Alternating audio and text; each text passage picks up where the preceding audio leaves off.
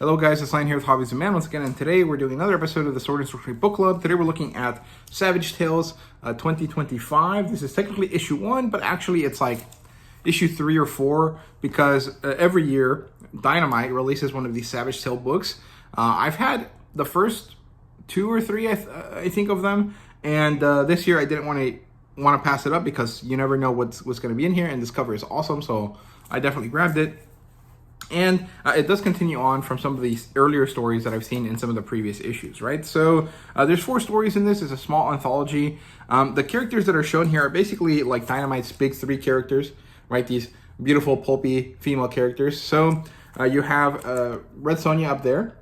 You have Vampirella in the left-hand corner, right? Technically, I guess she's actually on the right, but it's reversed, so yeah. And then dejah thoris is there on the right. And this is a Lincer cover, and it's actually very, very good. I quite like it. I usually feel like Lincer, even though his art style is really good, his covers are all very similar. In this case, he did kind of come up with a different pose, very reminiscent of like a Frazetta book, or a Frazetta painting, actually. And I quite like that. So it was pretty enjoyable, all told, at least physically. In terms of the stories, it was all right. The first story is Gulliver Jones, His War Part 3. So you have to read the previous 2 Savage Tales in order to know what happens. But basically, Gulliver Jones is a slightly more modern version of like a John Carter type character. He's a soldier that ends up going to Mars in some way, and he ends up dealing with the reality of Martians and the way that they live their life and how different or similar it might be to humans, right? So in this case, Gulliver Jones had been sent back to Earth in some way and then is back on Mars. And now Mars is this desolate wasteland that it was not before, right? And so he's kind of running through it, trying to figure out what's going on. And as he does, he reminisces about his dead wife, who he had a meaningful life with, but eventually she passed away. And then he remembers the girl that he left behind on Mars. And as he's doing this near a watering hole, he fights a giant snake that actually has like multiple heads or something, and he gets caught by a band of warriors. And when he's brought in to see their leader, it turns out that their leader is a barbarianified or a kind of post-apocalyptic version of the girl that he used to know when he was on Mars, when it was a lush green planet. And he's very upset about this. He realizes, oh, when I left, I ruined these people, right? And it's very cool, very interesting, but I don't know anything about Gulliver Jones. I've not read his book or anything like that. So this felt very like meaningless in some ways because just give me John Carter instead of Gulliver Jones. Like what was the point here? These characters don't connect with each other, and having a Gulliver Jones story and a John Carter story and actually followed right after each other is not really useful because it confuses people, I think. So I didn't really like that choice, but it is what it is. It's not really a big deal. So the second story is the John Carter story. It's actually called Mutiny on Mars. This is a one-shot. And this is following John and dejah thoris as they travel together on one of their ships. And John goes down to talk to some of the men about some of the work that they're going to do. And when he's there, he's held at gunpoint by 5 goons. And it turns out that the leader of these guys is actually just kind of jealous of John Carter and the fact that John Carter got to be with dejah thoris and no one else did. And John realizes this and makes fun of him. And this is where I didn't really like this because this characterization of John Carter doesn't really feel correct to me, if that makes sense. In the sense that John Carter is a very like proper kind of guy. And I don't necessarily imagine him or see him kind of joking in a very modern way and making fun of these characters. Like he would maybe make 1 or 2 comments about it or try to get them to see the error in their ways, but he wouldn't really like mock them in the way that he does in this story. And so I didn't really like that aspect too much, but I understood the concept, which is like, I'll get them so riled up and angry that they make a mistake and then capitalize that, right? And that's exactly what he does. So he manages to beat them in close quarters because, he's like 10 times stronger than them just from the Earth atmosphere and gravity, right? Although I'm pretty sure over time his muscles would atrophy to like Mars, right? But whatever, it's not that big a deal. He wins quickly after he gets trapped kind of slowly and electrocuted thanks to the fact that dejah thoris shows up to bump the guy that was holding him on the head. And this is basically because dejah thoris has to have some agency in the story, even though the story is mostly about John. And so getting John weakened and then her coming to save him is a good way to do that, right? And I did appreciate that. I thought it was good. And so they take out the guy and they take him to Tarkus, their friend, the Green Martian, for interrogation. And that's where the story ends. There really is no follow-up to it. The story is pretty simple. It's just a fight, almost kind of like a bar fight to an extent. And I did enjoy it, but the artwork left a bit to be desired. And the content was fine, but the characterization of John Carter wasn't my favorite, if that makes sense. The third story is a Vampirella story. It's called The Real Thing. And this is a pretty simple, snappy, kind of easygoing Vampirella story. This really does seem to fit into what Vampirella is like. We see that Vampy, or Vampirella, is working on this small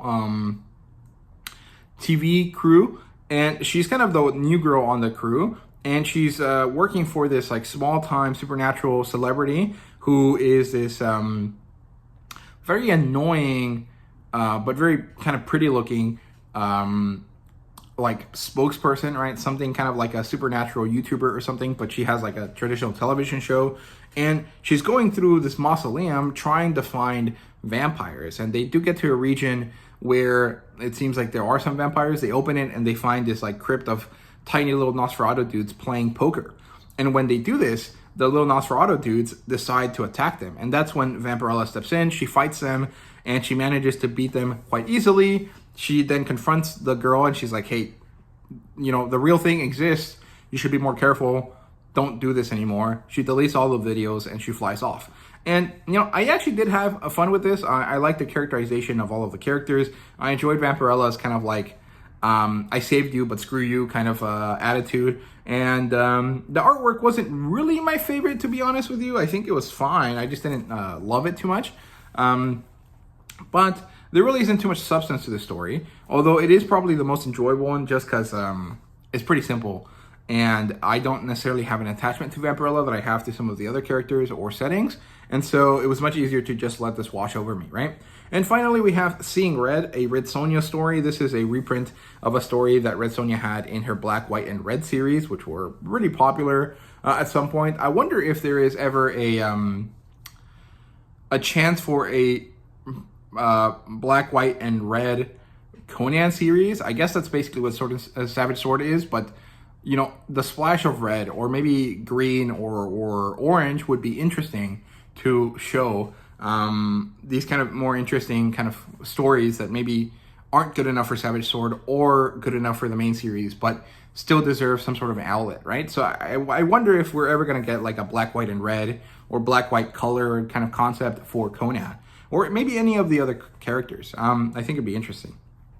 But it's not really important. So this story, I think, is it's by a pretty popular set of creators, but I can't remember the names off the top of my head. I should have written it down, but I didn't. But this story is following Red Sonja as she does a very classic Conan-esque adventure, right? She's hired by a Stygian guy. She's asked to enter a tomb or a dungeon, and then she goes there to find a specific item. And when she's there, it turns out the item is cursed in some way, and she has to fight a monster for it. And when she does, she comes out and wins. And then she beats the shit out of the guy that, told her to do this. It's a very similar kind of story to what we saw in Arc 2 of the current Conan run, or stuff that we saw in the movie, in the original movie, and kind of concepts like that. It's very accessible. It's very easy. It's very understandable. I didn't really love this story. I felt like there was a lot of writing for what is essentially a very cut and dry, easy to tell story. Like, it felt like there was just too much text. And so I actually found myself a little bit bored while reading it, just because I was like, okay, I don't care about all of the setup. I know what this is. I've read like 50 or 60 different versions of this in some way or form at some point. You're not going to do anything new here. So just stop trying so hard to write so much, right? And so I kind of felt a bit bored of it, but the action sequence was pretty cool. The monster that Sonja had to fight was this like blood-based gorilla or something like that, and it was really cool. It reminded me of something that I read in a different non-sword and sorcery type story called Cradle later on in the series. It was pretty cool. So I did enjoy that because it was a very cool chance for me to see an image that I'd never seen before. that relates to sword and sorcery stuff, but also to stuff that is more Asian fantasy inspired, right? So I thought that was cool, but the story wasn't that exciting to me. I think that if you're a relatively new person to Red Sonja and Conan and the sword and sorcery type creators and stories and characters, you might find this really cool, but I just found it a bit too verbose or vervoice. I don't know, it was just too overwritten, if that makes sense. Like, there was too much dialogue, too much exposition, and it just didn't feel necessary. So overall, this is a fine book. Like, it was $6. I think I only paid $5 because there was a mistake that my comic book shop did when they charged me for this. So, you know, with the accidental discount, it's not bad.